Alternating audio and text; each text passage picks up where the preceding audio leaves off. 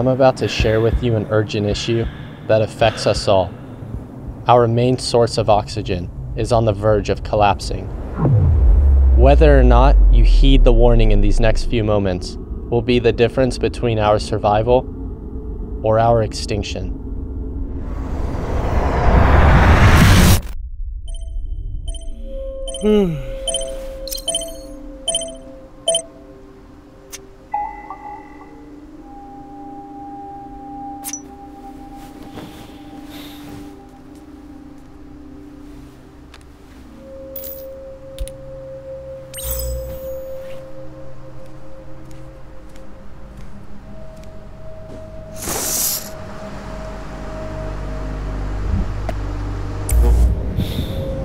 Show me today's news.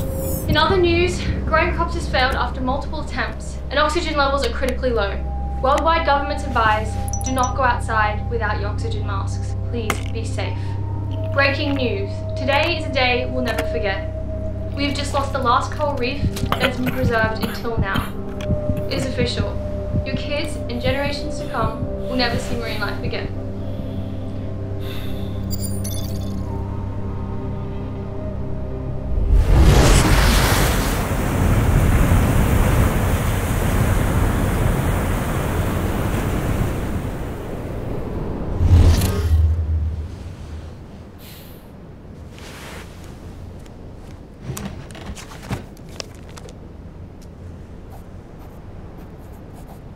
Dear oceans of the world, I'm sorry that we as a society let you down. I would do anything to go back into time and reverse the damage we have done to you. I'm sorry for polluting you, filling your water with microplastics, destroying your underwater forests brimming with potential cures for countless diseases, and decimating your marine life.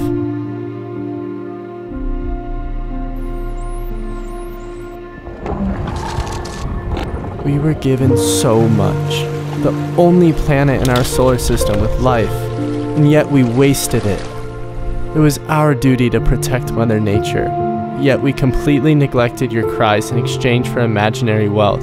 Dire warning about climate change. According to a new report, will cause environmental and economic devastation. Ecosystems that provide us with breathable air, drinkable water, fertile soil, and bountiful seas. Our civilization is being sacrificed for the opportunity of a very small number of people to continue making enormous amounts of money. The world isn't the same anymore. We are struggling. We didn't realize what we had until it was gone. I would do anything to go back into time, to send a message to everyone inhabiting the planet, saying that we should have stood together, to voice that now is the time to stand up and take action, so that we could redirect the course of the future to save it. If only I could go back. I'm sorry we failed.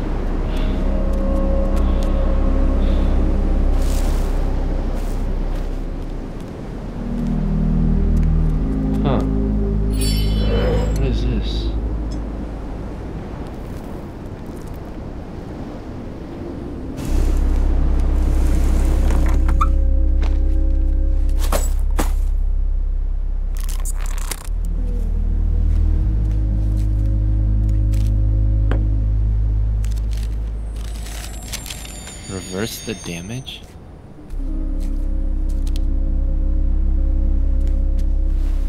haven't seen one of these shells in years.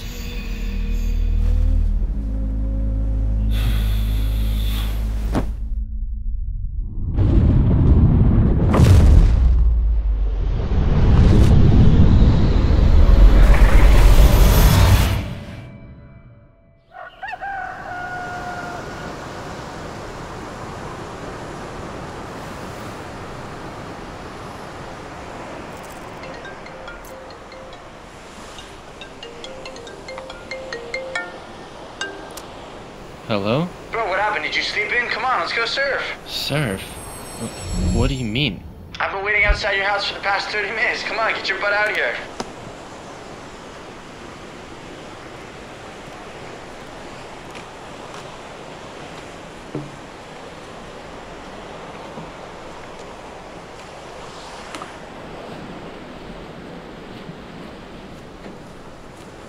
What are you doing, man? Let's go. Get in, waves are firing.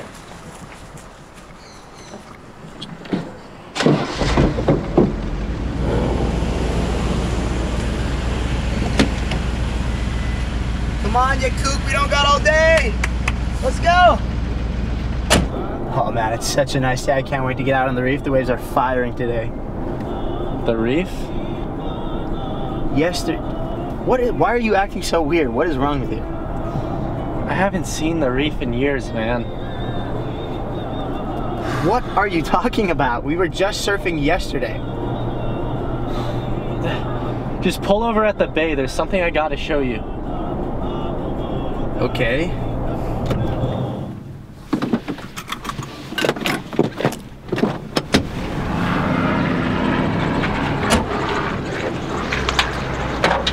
Hey, leave the boards. Take the mask. We gotta go check out the reef. Okay.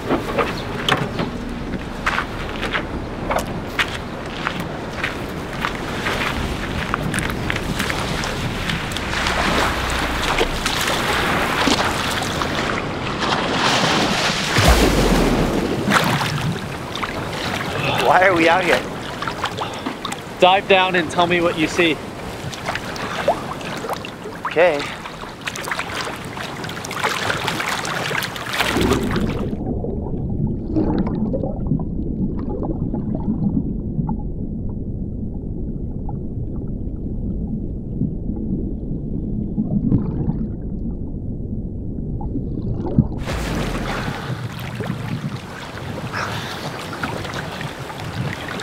Man, why have I never seen this before?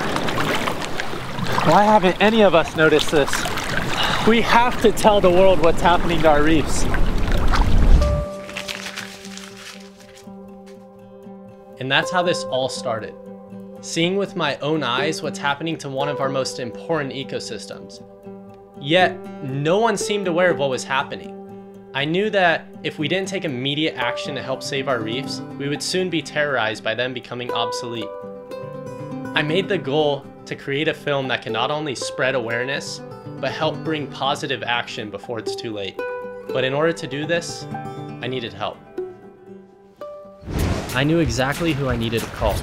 My friends Tim Sykes and Matt Abad started a charity called Karmagawa, a foundation that brings charities greatly needed donations and helps them spread their great work through social media. Their most recent project with Sam Calder to help save the rhinos raised over $1 million in donations and received over 30 million views on social media, which brought massive awareness to that cause. I knew that together, we could really get the word out about how urgent it is to save our reefs and marine life before it's too late. What's up, Amir? You do your sit-ups yet today? Man, no time for sit-ups. Tim, I just discovered something that's happening to our oceans. We gotta make a video about it. Oh man, that sounds intense. Why don't you come over? Let's make a plan. Cool, I'll be there in a sec. After explaining to them what I learned, we created the project Save the Reef to bring everyone together to share this message worldwide and put together a plan of action. We would travel to coral reefs around the world and document what we saw while also meeting with local leaders and charities in each location. We'd take our friends to show off their current state to help educate the world and see what we can do to fix the problem. But you're probably wondering what a coral reef is. Coral reefs, known as the rainforest of the seas, are a haven for marine life. Coral polyps are tiny, soft-bodied organisms related to sea anemones and jellyfish. Corals provide homes for thousands of animals and plants, and grant us the oxygen we breathe. An estimated 25% of all marine species live near the coral reefs, even though they take up less than 1% of the ocean floor. These reefs provide billions of dollars worth of economic value to people every year, through fisheries, tourism, and protection from storm waves. So what exactly is happening to these reefs? Before I dive into that, I need to take you back to where this all began. And what better place to go talk about the ocean than Kansas? Kansas. You got your mama's sunshine, you got your daddy's rain. You're like a piece of heaven in a hurricane. And it's bubbling. My name's Amir Zachary. I was born the youngest of 8 kids and raised in the Midwest of the US, over 700 miles from the nearest drop of salt water. Being landlocked, my only view of the ocean was through the interpretation of the media. I moved to Hawaii right out of high school, and man, did I fall in love with this place. Sometimes you cry your big blue eyes. But it's here I began to notice that the ocean was in a different state of health than I had once imagined it to be. I had pictured the Pacific to be clean and filled with vibrant coral reefs, flourishing with marine life. It didn't take long to learn the reality of the critical condition of the ocean. The more I learned, the more I realized I didn't know. I wanted to see if my family's new generation was just as uneducated as I had once been about what's really happening to our planet.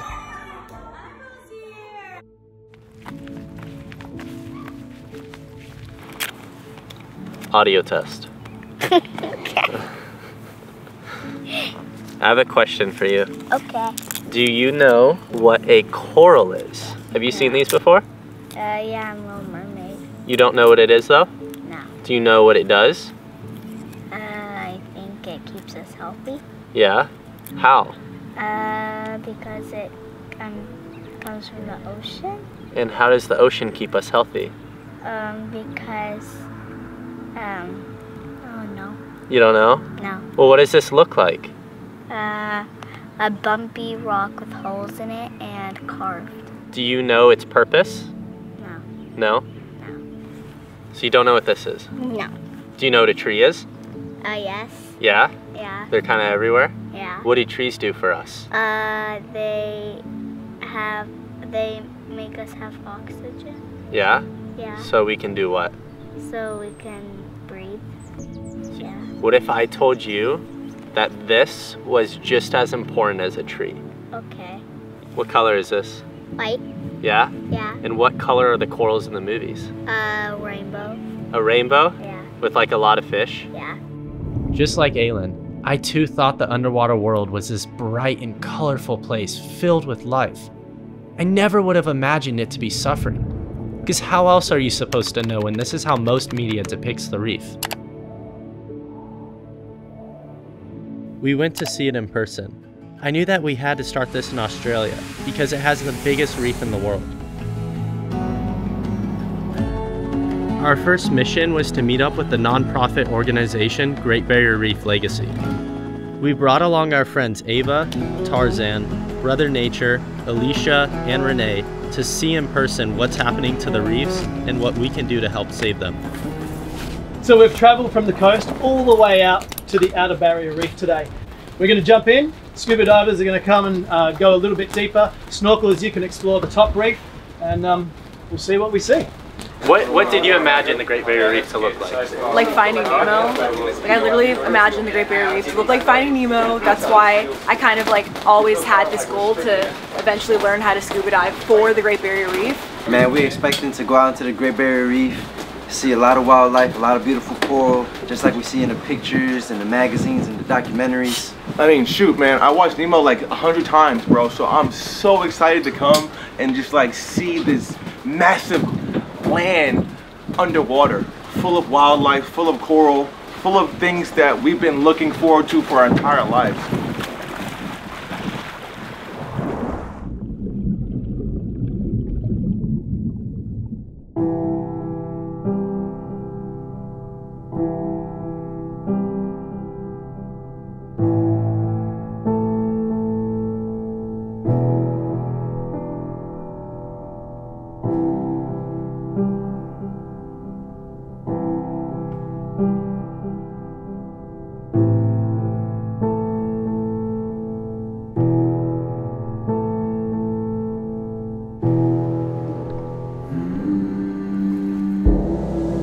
I guess you want me to tell you something majestic, right? Like something that you would see in like a movie or like a picture book. It's more like a graveyard. It's like apocalyptic, you know what I'm saying? Like, breaks your heart. We've spent so many years wishing and hoping and praying to get somewhere to finally see something. And imagine finally get here after 20 years thinking about it. And it's nothing like you ever thought it was gonna be.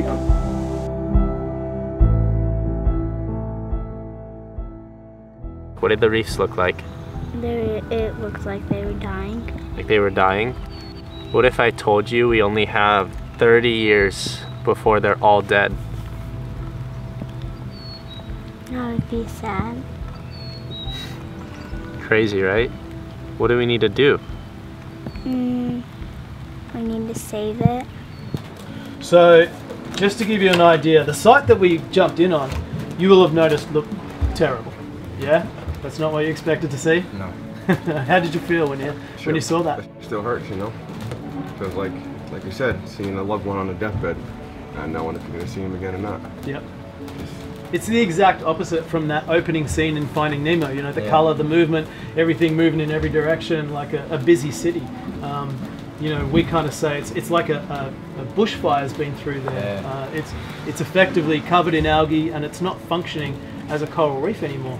And once a coral reef flips to an algal dominated state, like with seaweeds like we just saw, it's extremely hard to get it back.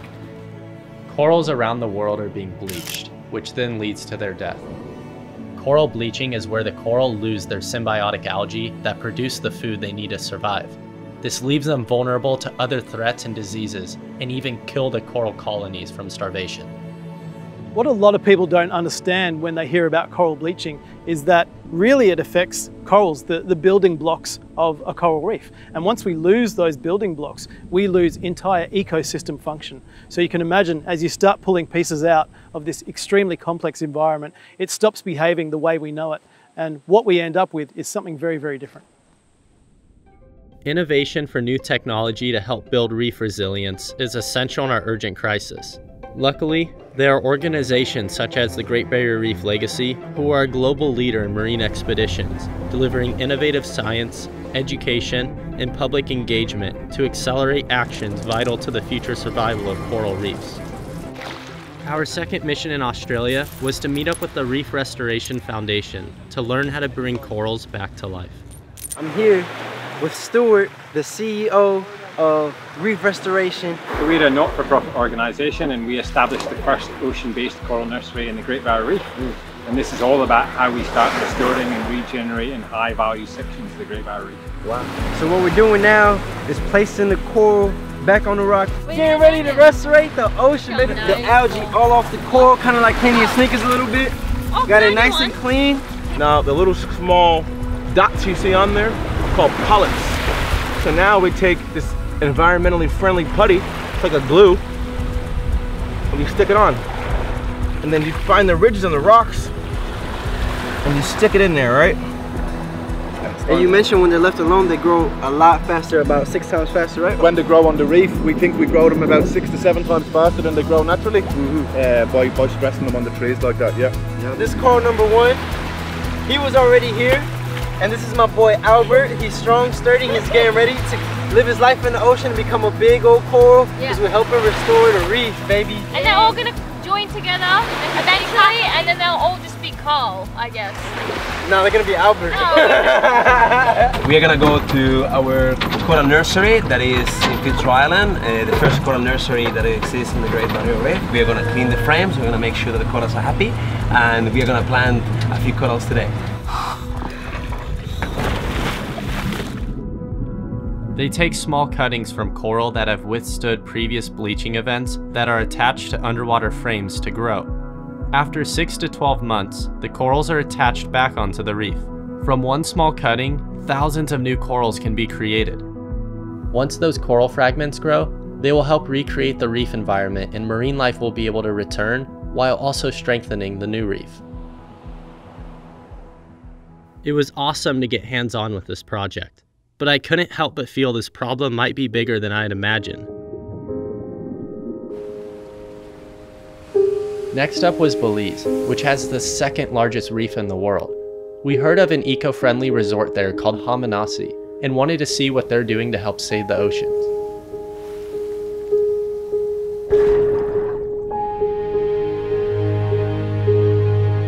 Hamanasi has eliminated all single-use plastics. It was awesome to see their handmade straws from bamboo.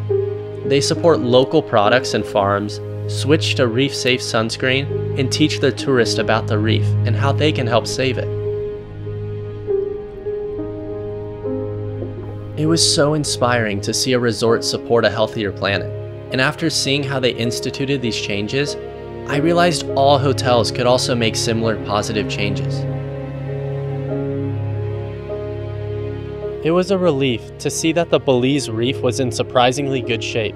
I wanted to know why, so I met up with Janelle from Oceana, a local charity that has pushed hard for stricter environmental laws here. Got the government to pass in December 2017 an indefinite offshore oil moratorium, and Belize became one of the first countries in the world to do this, to say that we do not want something that is so inherently hazardous and dangerous and permanent to destroy these resources that we depend on as a country and as a people every single day. There's one thing on land that you spill something and you can clean it up. Once it gets into the water, you can't tell it, oh, go over here, don't go over there. While I was filming one of the local beaches, I met a boy named Karim. He was only 12 years old, but the most knowledgeable 12-year-old I'd ever met. Here's his message to the world. This, it's white. And the turtles will probably think it's a jellyfish and they will eat it and it will get stuck in their intestines and they will die. You can take your own bag and put your stuff in your bag so you don't use any more plastic. Seems like a little thing. Yeah. But if enough people do it, it will be a big thing. There won't be that. Yeah. This won't be here.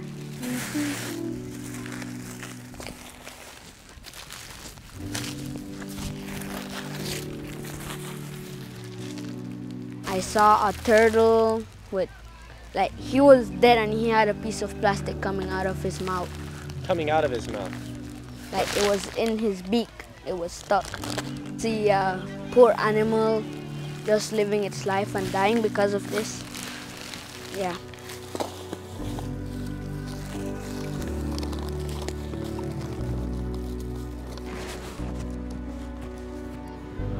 Look, you're standing on one right now. Yeah. It just doesn't end.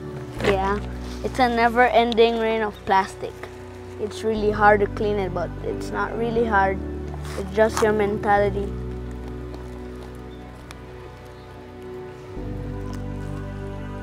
It's everywhere. Even the small little bits count. And a small thing can make a big difference. We need garbage bins.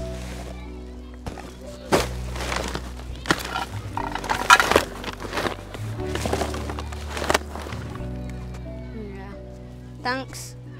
There's a lot of plastic and stuff, and eventually this will end up in the sea, and something will eat it. Maybe years it has been here and it hasn't degraded yet. No matter how hard we try to clean our village, people still come and mess it up with plastics and stuff. What's the solution to this epidemic?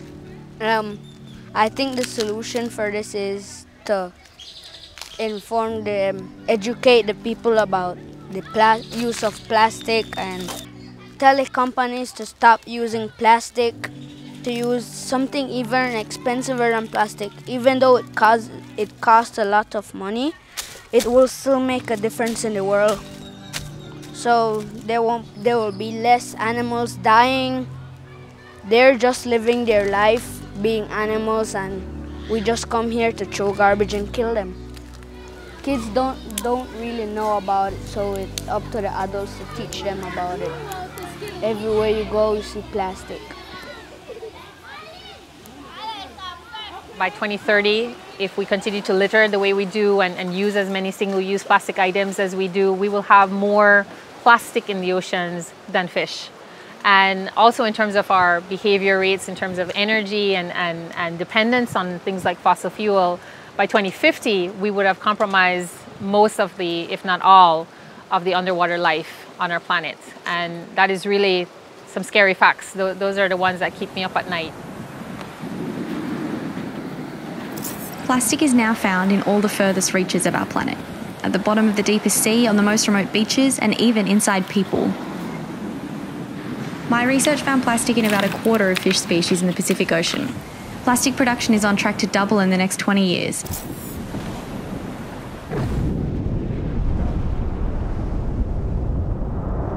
Although Belize is making giant steps in preserving their oceans, unfortunately, they are still seeing death in their reefs. You're from here, you're from Belize, and tell me about the reef, your experience with it. Yeah, when I was growing up, the reef was very bright, and there was so much healthy life on the reef, and now they die. Little did we know, it wasn't the lack of effort from the Belizeans that was killing the coral reefs. One of the main contributors was the global issue of climate change.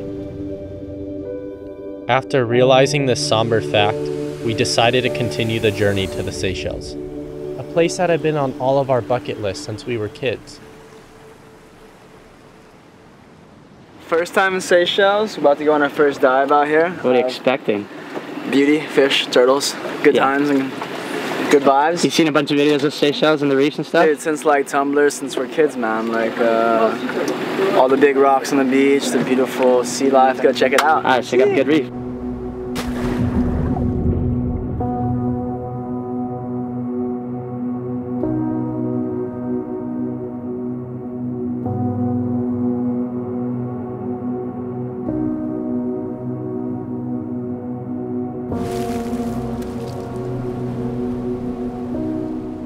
So how was it? Crazy, man. What do you mean? Was it as alive as you thought? It's not like it looks on the internet, that's for sure. No way. It's like all the coral is just like fields and fields of dead coral, and it's crazy. There's still so much marine life, but like everything is dead. Everything is the smallest resemblance of like some live coral, but it's crazy. You look around, everything is so green, so blue, so perfect. You wouldn't expect that. Like beneath the layer of water, it's just dead. But it's crazy coming from Hawaii to like seeing like pretty good reef to here. It's like you never want to see this happen to your home, that's for sure. We immediately met up with a local organization, Marine Conservation Society of Seychelles, to hear about their reefs. When I was growing up, the coral reef around Seychelles was so beautiful. I used to enjoy snorkeling. It was always lovely to see beautiful colors, beautiful species of fish everywhere. And now, after I went back to the water, 2016 beaching event, it was just horrible. Like, it was really sad to see that a lot of corals had died. And there was barely anything to look at.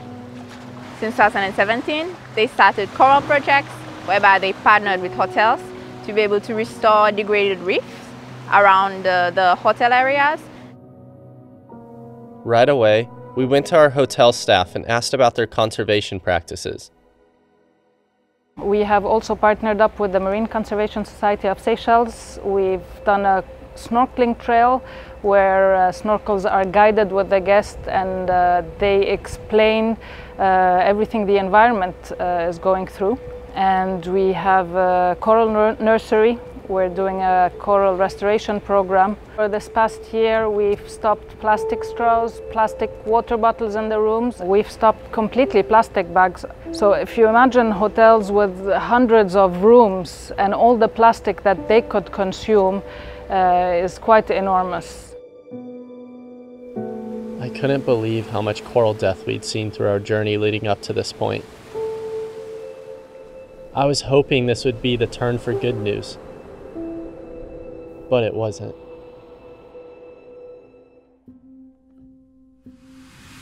We then headed to South Africa with our friends to meet up with the charity Shark Conservancy. The surface is so dark I can't even see underwater. What's happening to the reefs here? I mean, these reefs are being destroyed at an alarming rate, and the problem is today, you know, there aren't very many of them left. We study the role of sharks in ocean ecosystems and try and understand how sharks are shaping the world around them Sharks around the world are experiencing huge population declines, and this is forever changing the face of our oceans. We need to understand how sharks and how ocean health are related and how that affects us as human beings. Seeing that our cold water reefs were in the same critical state as our tropical reefs shocked me. Each corner of the world seemed to be affected.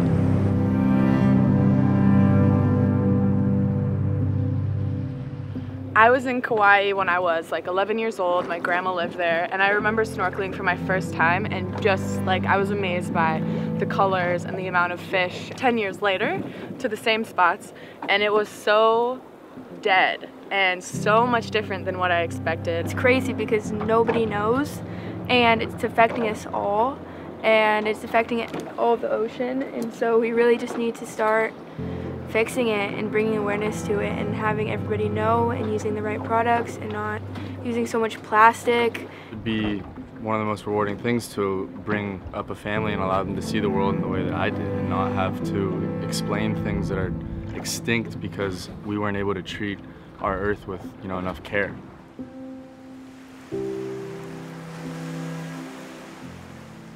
The second to last stop on our global journey was Tahiti, my favorite place I'd ever visited. It was here that we worked with the charity Coral Gardeners, who were my main inspiration to make this film in the first place.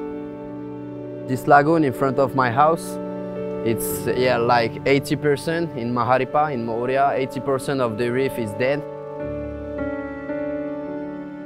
We are collecting coral mostly broken by humans, and we are planting them back on the reef so that we can have new babies coral that will grow and do a new reef.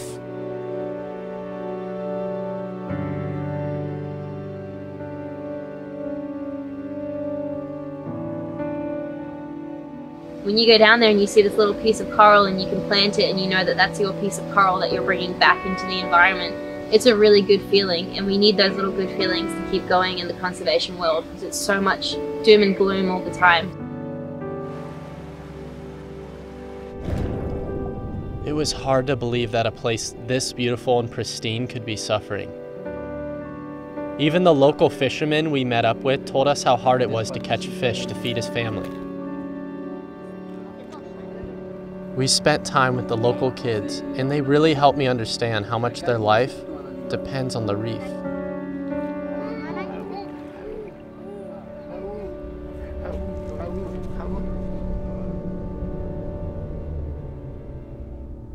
After 3 long months of traveling the world, we finally headed home to Hawaii.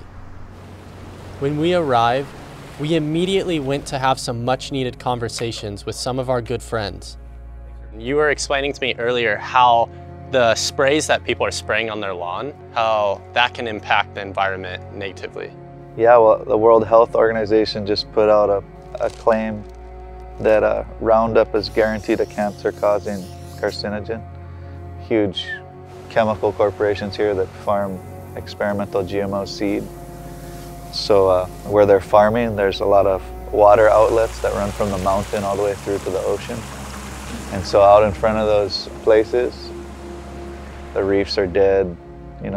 There's been major die-offs of sea urchins out there, like millions of sea urchins dead. Well, you look right down the street from my house, we got a huge golf course for the last like 20 years or 30 years. The reefs out front where all the rivers come out are all dead. There's no fish, there's no limu, which is seaweed. All the seaweeds die. And so when the seaweeds die, the fish don't come around. The reefs die. The fish feed the reefs. So it's become like an epidemic of overuse of these things that make your life easier but aren't good for you and your family.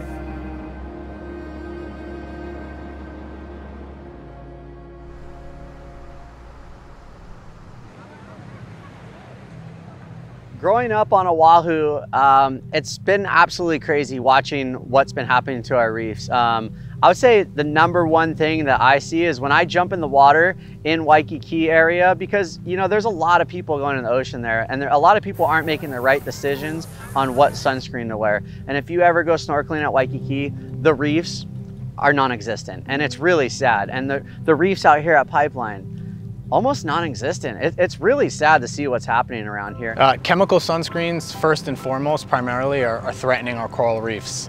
What you put on your body, the sunscreen-wise, washes off into the ocean, and those chemicals are actually killing off our coral reefs. What chemicals in particular? Primarily oxybenzone and octinizate, but there are more studies showing that all of the chemicals in chemical sunscreen formulas are harmful to coral reefs. So what are the alternatives? You definitely want a mineral non-nano zinc oxide based sunscreen. The mineral non-nano zinc oxide is not harmful to the coral and it cannot be absorbed by the coral, so it mitigates any toxicity. We started noticing declines in coral reefs around 1980, 1985, which is about the same time that personal care products like sunscreen lotion were used prominently by tourists going to these beaches and visiting these coral reefs. What we're doing is we're looking at oxybenzone, a common UV chemical found in many sunscreen lotions and aerosol sprays. Oxybenzone can cause an adverse effect in coral at 62 parts per trillion. That is equivalent to 1 drop of water in 6.5 Olympic-sized swimming pools. So you don't need a lot to cause a lot of damage.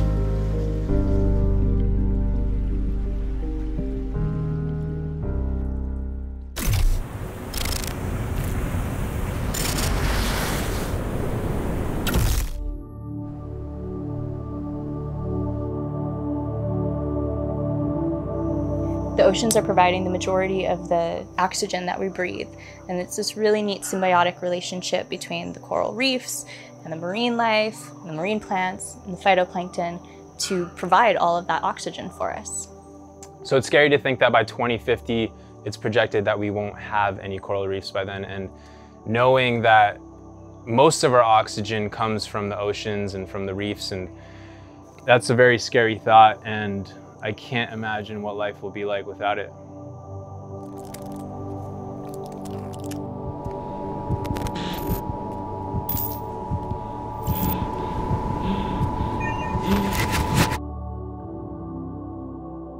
All the islands out there in the world are basically, they almost have this like shield around them, which is like the reef, right?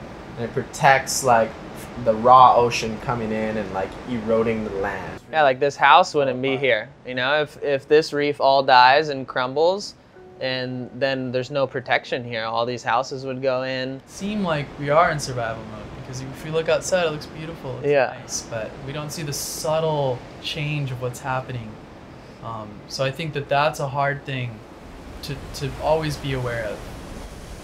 I think the most important thing to remember is how connected even things from halfway across the world affects your backyard.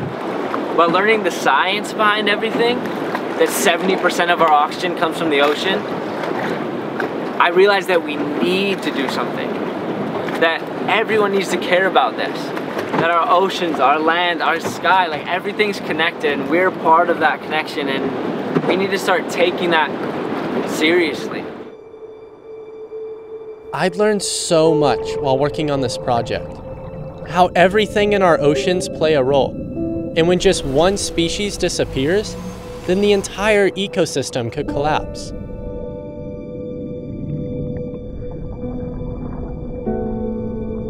It's sad when you hear the facts about the disappearance of sharks worldwide. 70 to 100 million are killed every year, and they're looking in the last 30 years that we've wiped out 90 to 95% of the world's shark populations. And it's a keystone species. It shows the health of the oceans. You know, if you're missing these apex predators, everything else is kind of fall apart underneath of it. So they're really kind of like a look into the future of what's going on with our oceans. With the disappearance of sharks, I mean, we could see a whole collapse of the ocean.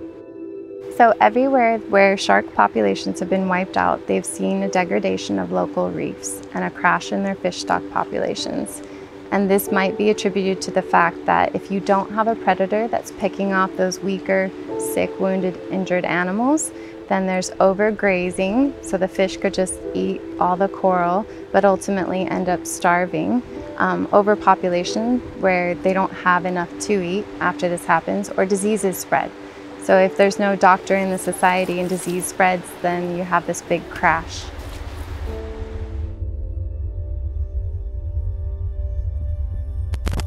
It is official.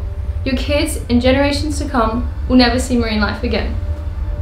60% of our population depend on healthy coastal marine ecosystems. And the minute that goes away, everything else does.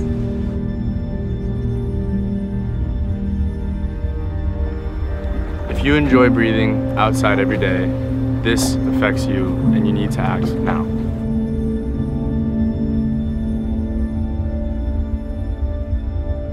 Our generation was brainwashed to be lazy, to do things the easy way and not the right way. So like it's our responsibility to teach our kids and lead by example, especially, that we gotta do things the right way.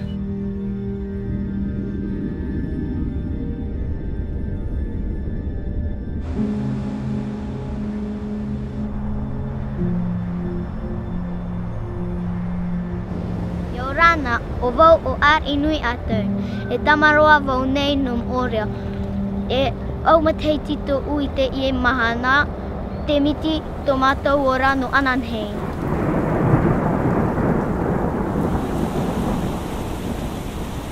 Te urai te hupata tātou e rowe nei e te whenua, e hupato e te pui roto e te miti, e hoea nā te teitua pē. Te naora Petra Praupaari, ia oto ana te tei, e oto atoa nei te whenua. Tā tātou e tāpe a mei te mahana.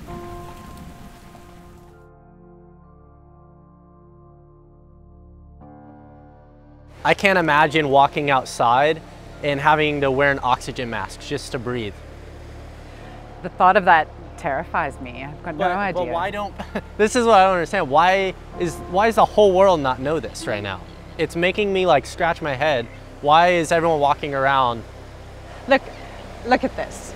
You look at it, it looks pristine. You don't think any more about it. You know, no matter where you're from in the world, you rarely think about what's happening under there and how that impacts us. But it does, and it will. We're at the last stage, the last. This is the tipping point, right?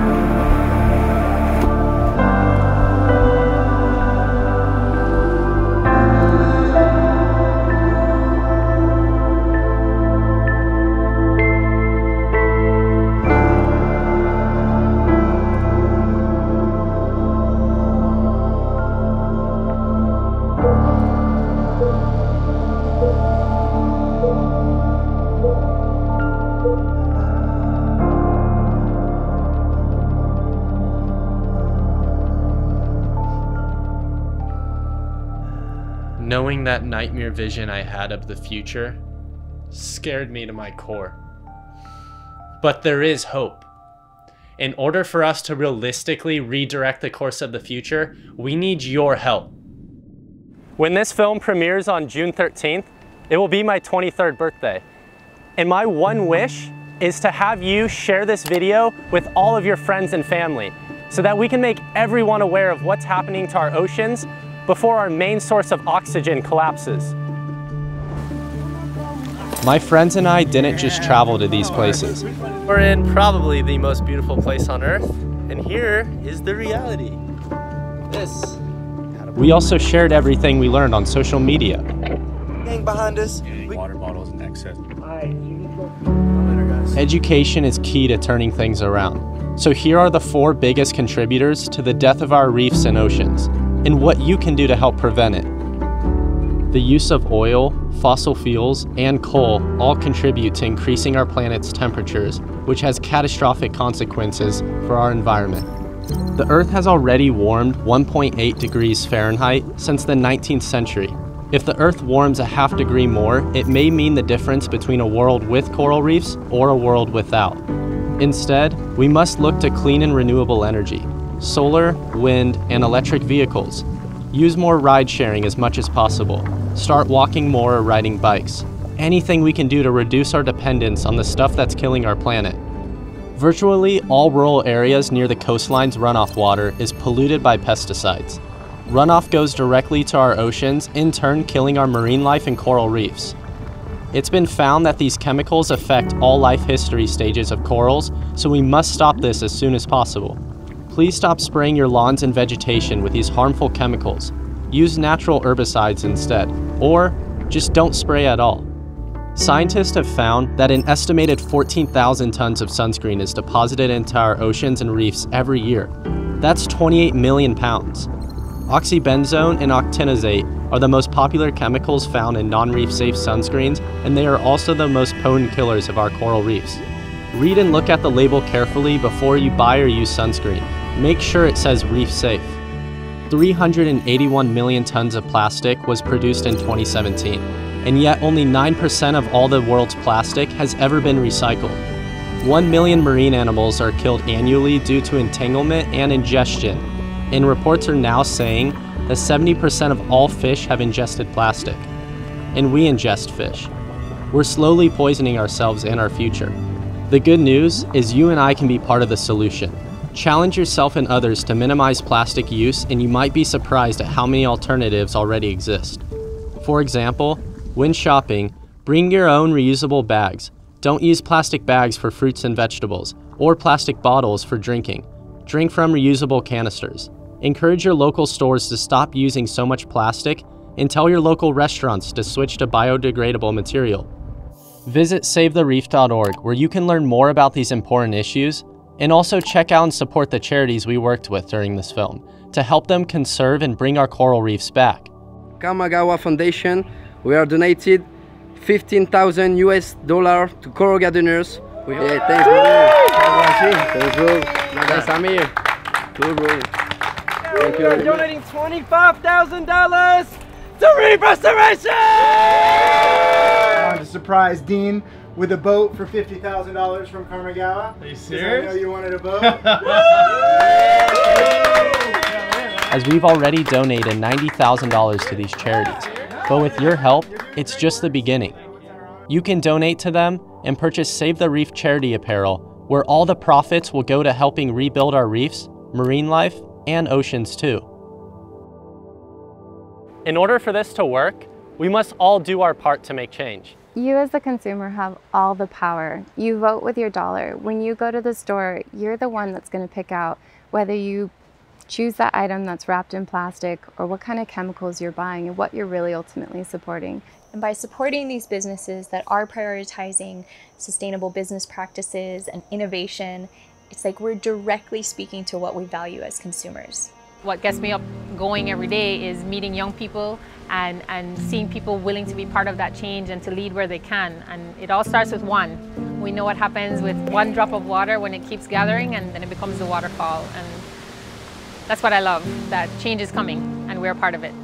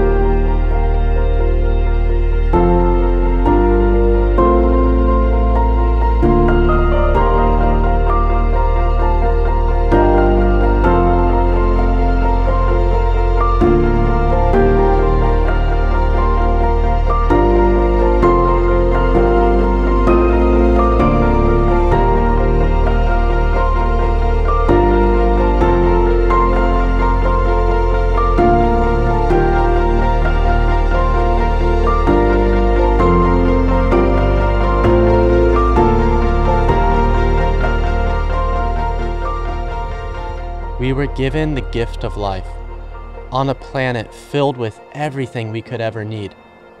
As you've seen, we've come to a crossroads. We can either make history, or we will become history. The key to saving our beautiful world starts with you.